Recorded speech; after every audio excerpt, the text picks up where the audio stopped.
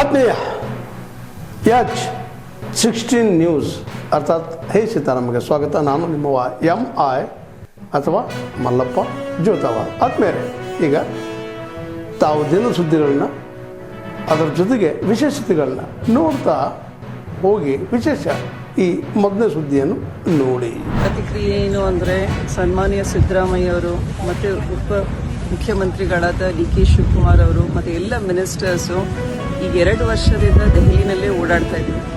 ನಮ್ಮ ಸ್ಟೇಟಿಗೆ ಏನು ಅನ್ಯಾಯ ಆಗಿದೆ, ಸುಮಾರು 1% ಅಷ್ಟು ಲಾಸ್, ಅರೌಂಡ್ 80,000 crore ಅಂತ ಏನು ಹೇಳ್ತೀವಿ. ನಮ್ಮ ಟ್ಯಾಕ್ಸ್ ಡೆವಲ್ಯೂಷನಲ್ಲಿ GSTನಲ್ಲಿ ನಂಬರ್ 2 ಇದ್ದೀವಿ. GDP ಗ್ರೋತ್ನಲ್ಲಿ we are among the top performing states.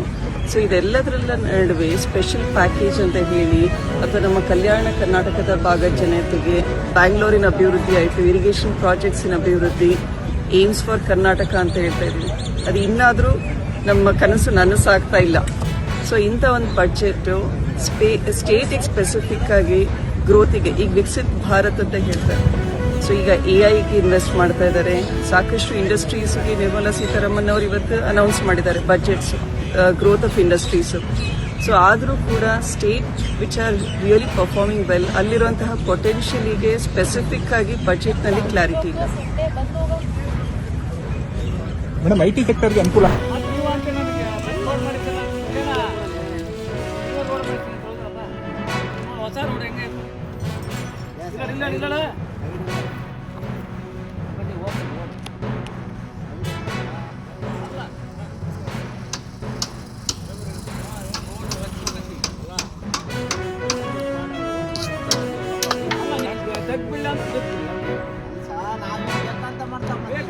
ಅಲ್ಲೇ ಬಿಚ್ಕೊಂಡದೇನೋ ಮಾಡ್ಕೊಂಡು ಹಿಂಗೆ ಎತ್ಕೊಂಬರ್ರಪ್ಪ.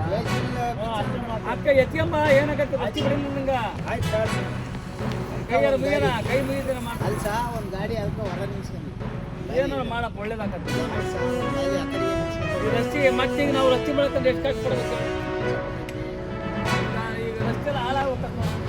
ಒಂದು ಗಿರಡ ಎದ್ದ ಗಿರಡ ನೋಡಿ, ಇದು ಬಡ್ದು ಎಲ್ಲ ಕಿತ್ತ ಹೊಸದ ರಸ್ತೆ.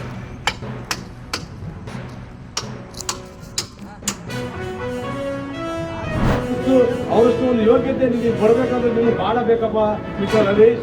ನೀನು ತಾಲೂಕಿನಲ್ಲಿ ಯಾವುದೇ ಅಭಿವೃದ್ಧಿ ಕಾರ್ಯಗಳು ಮಾಡ್ತಲ್ಲ ಒಬ್ಬ ಶಾಸಕರಾಗಿ. ಆ ಹೊನ್ನಾಳಿಗೆ ನಿಮ್ಮ ಮಾಜಿ ಶಾಸಕ ಇದ್ದಾನೆ MP ರೇಣುಕಾಚಾರ್ಯ, ಅವನು ಬೇಕಾದಂಗೆ ಎಲ್ಲ ಮಂತ್ರಿಗಳು ಕೂರ್ಸೋದೆ ಕಾಂಗ್ರೆಸ್ ಮಿನಿಸ್ಟರ್ ಮನೆ ಬಾಗ್ಲಿ ಹೋಗ್ತವ್ರೆ. ನಾನು ಕೇಳಿದೆ ಅದಕ್ಕೆ, ಯಾಕಪ್ಪ ನೀನು ಆಗಲಲ್ಲ ನಮ್ಮ ಮಂತ್ರಿಗಳ ಮನೆಗೆ ಹೋಗ್ತೀನಿ ಅಂತಂದು ಹೇಳಿ. ಅವನು ಹೇಳಿದ ಉತ್ತರ, ನಾನು ನಮ್ಮ ತಾಲೂಕಿಗೆ ಅಭಿವೃದ್ಧಿ ಕೆಲಸಗಳು ಕೇಳಕ್ಕೆ ಮಿನಿಸ್ಟರ್ ಹೋಗಿದ್ದೆ ಅಂತ. ಅವನು ಸೋತಿರ MLA ಹೇಳ್ತಾರೆ, ನೀನು ಗೆದ್ದಿರೋ MLA ಯಾಕಪ್ಪ ಹೋಗ್ತಾ ಇಲ್ಲ? ಗೆದ್ದಿರೋ MLA ಹೋಗಿದ್ದ ಹರಿಹರ ಕ್ಷೇತ್ರಕ್ಕೆ ತಗೊಂಬ ಗ್ರ್ಯಾಂಟು. ಮಿನಿಸ್ಟರ್ ಹತ್ರ ಚೆನ್ನಾಗಿರು, MP ಅವ್ರ ಹತ್ರ ಚೆನ್ನಾಗಿರು, ಗ್ರ್ಯಾಂಟ್ ಅದೇ ಬರುತ್ತೆ. ಬಡವರಿಗೆ ಕೆಲಸಗಳಾಗ್ತವೆ, ರಸ್ತೆಗಳಾಗ್ತವೆ, ಮೋರಿಗಳಾಗ್ತವೆ. ಇವತ್ತು ಬಹಳ ಜನ ಎಲ್ಲರೂ ಹೇಳಿದ್ರು, ನಮ್ಮ ರಾಮಪ್ಪನವರು ಶಾಸಕರು ವಿರೋಧ ಪಕ್ಷದಾಗಿ ಇದ್ರು ಸಹ ಅವ್ರು ಶಾಸಕರಾಗಿದ್ರು, BJP ಗೌರ್ಮೆಂಟ್ ಇತ್ತು. ಎಲ್ಲ ಮಿನಿಸ್ಟರ್ ನನ್ನ ಮಕ್ಕಳಿಗೆ ಹೋಗಿ ಕೆಲಸಕ್ಕೆ ಕೈಲಾದಷ್ಟು ಒಂದು ಜನ ನನಗೆ ಆಯ್ಕೆ ಮಾಡಿದ್ದಾರೆ, ನಮ್ಮ ಜನಗಳ ಸೇವೆ ಮಾಡಬೇಕು ಅಂತ ಹೇಳಿ ಇವತ್ತು ಗ್ರ್ಯಾಂಟ್ ತಂದು ಇವತ್ತು ತಾಲೂಕಿನಲ್ಲಿ ಅಭಿವೃದ್ಧಿಯನ್ನು ಮಾಡಿದ್ರು. ಇವತ್ತು ಶ್ರೀನಿವಾಸ್ ಭಾಳ ಓಟ ಏನು ಗೊತ್ತಿಲ್ಲ, ನೀನೇನೋ ತಿಳ್ಕೊಂಡ್ಬಿಟ್ಟಿದ್ದೀವಿ. ನೀನೇನು ಭಾರಿ ಏನೋ 10,000 ಓಟಿಗೆ ಗೆದ್ದನ್ನು ಮಾಡ್ತೀಯಲ್ಲಪ್ಪ. 3,000 ಓಟ್ನಾಗೆ ಗೆದ್ದಿರ್ಬೋದು ನೀನು.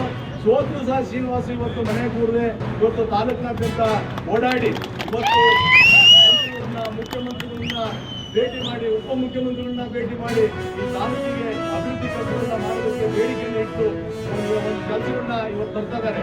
ಅವರು ಬೇಡಿಕೆಯಿಂದ ಬರ್ತಕ್ಕಂಥದ್ದು ಇವತ್ತು ಹರಿಹರ ತಾಲೂಕಿಗೆ ಇವತ್ತು ನಮ್ಮ ಮುಖ್ಯಮಂತ್ರಿಗಳು, ಉಪಮುಖ್ಯಮಂತ್ರಿಗಳು ನಮ್ಮ ಏನು KPCCಯ ಕಚೇರಿಯಲ್ಲಿ, ಪಕ್ಷದ ಕಚೇರಿಯಲ್ಲಿ ಹೇಳಿದ್ದಾರೆ, ನೀವು ಯಾರು ಸಹ ಸ್ವತಂತ್ರರು ಬೇಜಾರು ಮಾಡ್ಕೊಳ್ಳಂಗಿಲ್ಲ, ನೀವೇ ನಮಗೆ ಆ ಕ್ಷೇತ್ರದ MLA ಬರೀತಾರೆ, ನೀವು ಅಭಿವೃದ್ಧಿ ಕಾರ್ಯದ ಏನೇ ಕೆಲಸಗಾರರು ತಗೊಂಬರ್ರಿ, ನಾವು ಮಾಡಿಕೊಡ್ತೀವಿ ಅಂತ ಹೇಳಿ ಇವತ್ತು ಆ ಡೆಪ್ಯೂಟೆಡ್ ಕ್ಯಾಂಡಿಡೇಟ್ಗಳಿಗೆ ಹೇಳಿದ್ರಿಂದ ಇವತ್ತು ಶ್ರೀನಿವಾಸ್ ಆಗಲಿ ರಾಮಪ್ಪನವರಾಗಲಿ ಇಬ್ಬರೂ ಸಹ ಓಡಾಡಿ ಇವತ್ತು ಮುಖ್ಯಮಂತ್ರಿಗಳನ್ನ, ಉಪಮುಖ್ಯಮಂತ್ರಿಗಳನ್ನ, ಸಂಬಂಧಪಟ್ಟ ಮಂತ್ರಿಗಳನ್ನ ಬೇಡಿಕೆಯನ್ನು ಇಟ್ಟು ಇವತ್ತು ಈ ತಾಲೂಕಿಗೆ ಹಣ ಏನಾದ್ರು ಬರ್ತಾ ಇದೆ ಅಂದರೆ ಇವರಿಬ್ಬರು ಒಂದು ಸಾಕಾರ ಹೋರಾಟದಿಂದ ಅನ್ನೋದನ್ನ ಇವತ್ತು ಹರೀಶ್ ಅವರು ಅರಿಬಾರ್ದು.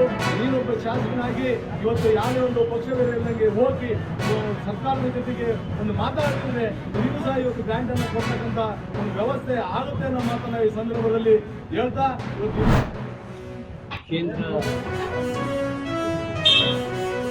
ಬಜೆಟ್ ಸದ್ಯಕ್ಕೆ ಮೇಲ್ನೋಟಕ್ಕೆ ಈ ಬಜೆಟ್ ಮಧ್ಯಮ ವರ್ಗದ ಸ್ನೇಹಿ ಬಜೆಟ್ ಇದಾಗಿದೆ. ಹೊಸ ತೆರಿಗೆ ವ್ಯವಸ್ಥೆಯಲ್ಲಿ ಸ್ಲ್ಯಾಬ್ಗಳ ಪುನರ್ರಚನೆ ಆಗ್ತಾ ಇರ್ತಕ್ಕಂಥದ್ದು ಸಂಪೂರ್ಣವಾಗಿ ಇನ್ನೂ ಅದರ ಮಾಹಿತಿ ಇಲ್ಲ. ಹೆಚ್ಚಾಗಿ ಈ ಬಜೆಟ್ನಲ್ಲಿ ಒಂದು ದೇಶ ಅಭಿವೃದ್ಧಿ ಆದರೆ ಇನ್ಫ್ರಾಸ್ಟ್ರಕ್ಚರ್ ಬಹಳ ಮುಖ್ಯ. ಅದು ರಾಷ್ಟ್ರೀಯ ಹೆದ್ದಾರಿಗಳು, ರೈಲಿನ ವ್ಯವಸ್ಥೆ, ಮೆಟ್ರೋ ಈ ದಿಕ್ಕಿನತ್ತ ಹೆಚ್ಚು ಪ್ರೋತ್ಸಾಹವನ್ನು ನೀಡಿದ್ದಾರೆ. ದೇಶೀಯ ಉತ್ಪಾದನೆಗೆ ಒತ್ತನ್ನು ಕೊಟ್ಟಿರ್ತಕ್ಕಂಥದ್ದು. ಅದೇ ರೀತಿ ರಕ್ಷಣಾ ಇಲಾಖೆ ಜೊತೆಗೆ ಎಲೆಕ್ಟ್ರಾನಿಕ್ಸ್ ವಿಭಾಗಕ್ಕೂ ಕೂಡ ಹೆಚ್ಚಿನ ಒಂದು ಬಜೆಟ್ನಲ್ಲಿ ಅವಕಾಶವನ್ನು ಮಾಡಿಕೊಟ್ಟಿರ್ತಕ್ಕಂಥದ್ದು. ಕಿಸಾನ್ ಕ್ರೆಡಿಟ್ ಕಾರ್ಡ್ ಸೌಲಭ್ಯವನ್ನು ವಿಸ್ತರಣೆ ಮಾಡಿರ್ತಕ್ಕಂಥದ್ದು. ಸ್ಮಾರ್ಟ್ ಸಿಟಿ ಯೋಜನೆಗಳನ್ನು ಕೂಡ ವಿಸ್ತರಣೆಯನ್ನು ಮಾಡಿರ್ತಕ್ಕಂಥದ್ದು. ಒಟ್ಟಾರೆ ಈ ಬಾರಿ ನಮ್ಮ ದೇಶದಲ್ಲಿ ಉತ್ಪಾದಿಸ್ತಕ್ಕಂಥ ಉತ್ಪಾದನೆಯನ್ನು ಹೆಚ್ಚು ಮಾಡೋದ್ರ ಜೊತೆಗೆ ಇನ್ಫ್ರಾಸ್ಟ್ರಕ್ಚರ್, ರಸ್ತೆ, ರೈಲು, ಮೆಟ್ರೋಗಳಿಗೆ ಒತ್ತನ್ನು ನೀಡಿ ದೇಶದ ಅಭಿವೃದ್ಧಿಗೆ ಸಹಕಾರಿಯಾಗ್ತಕ್ಕಂಥ ಈ ಬಜೆಟ್ ಆಗಿದೆ.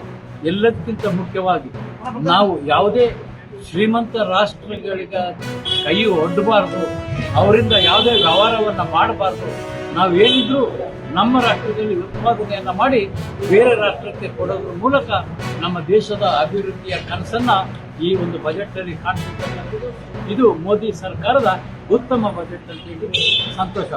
ತಾವೆಲ್ಲ ಇಲ್ಲಿವರೆಗೆ ಸುದ್ದಿಗಳನ್ನು ನೋಡಿದಿರಿ, ಜೊತೆಗೆ ವಿಶೇಷ ಘಟನೆಗಳನ್ನು ಸಹ ನೋಡಿದಿರಿ. ಅದು ನಿಮ್ಗೇನು ಅನ್ನಿಸ್ತು? ನಿಮಗೆ ಲೈಕ್ ಮಾಡಿರಿ, ಶೇರ್ ಮಾಡಿರಿ, ಕಾಮೆಂಟ್ ಮಾಡಿರಿ, ಜೊತೆಗೆ ಸಬ್ಸ್ಕ್ರೈಬ್ ನಿಲ್ಲಿಸ್ಬೇಡ್ರಿ. H16 ನ್ಯೂಸ್ ಅರ್ಥಾತ್ ಸಿದ್ದರಾಮಯ್ಯ ಸತ್ಯದ ಕೈಗನ್ನಡಿ ವಂದನೆಗಳು.